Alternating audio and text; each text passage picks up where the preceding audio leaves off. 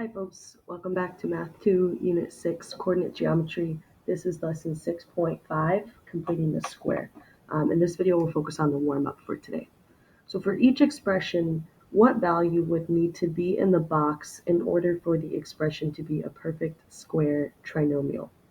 So if you remember in our previous lesson this week, we talked about completing the square. We reviewed that from last semester. And how we can take our linear coefficient. So here this would be 10. Right? We take our linear coefficient, divide that by 2. So 10 divided by 2 is 5. And then we square it. So 5 squared, 5 times 5 is 25. Right? And we add it over here. So the whole process of finding a number to make this a perfect square trinomial is basically just completing the square, where we take half of the linear coefficient. So in this case it was 10, so half of 10 was 5, and then we square it, and 5 squared gives us 25. And let's connect this right to the whole concept of perfect square binomials. So I'm going to scoot this down a bit. So we have x squared plus 10x plus 25. This is our standard form. Let's see what it looks like when it's written in factored form as a perfect square. If you all recall our box method from Unit 2, where we had 25 and 10, right? And we had to come up with two numbers that multiplied to 25 and added up to 10. So in this case, we know 5 times 5 is 25, and 5 plus 5 is equal to 10. So we can write this as x plus 5 times x plus 5, right? And then we can see, right, we're multiplying this expression by itself, so we can write it as x plus 5, the whole thing squared.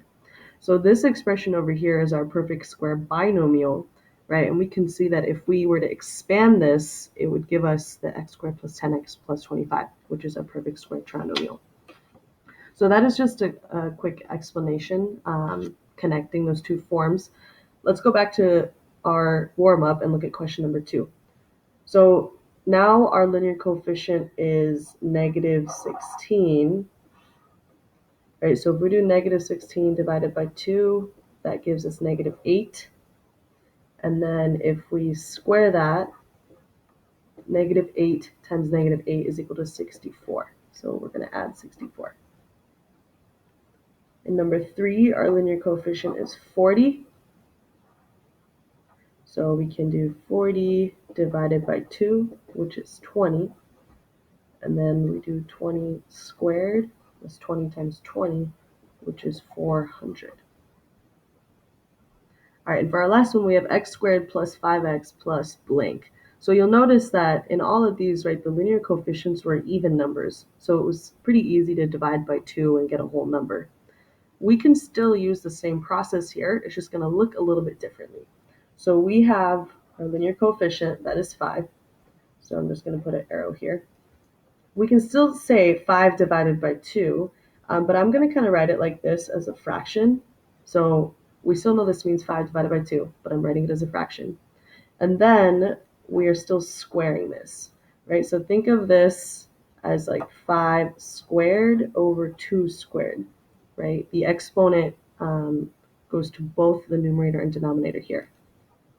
We know that 5 squared is 5 times 5, so I'm going to write 25 on the numerator, and then we know that 2 squared is 2 times 2, which is 4. So the value that's going to make this expression a perfect square trinomial here is going to be 25 over 4. And I just realized that I forgot to write down 400 over here.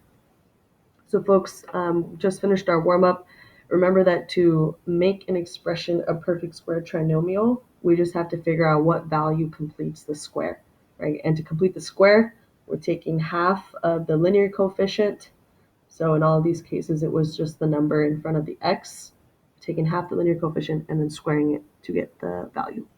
And we'll see you in the next video.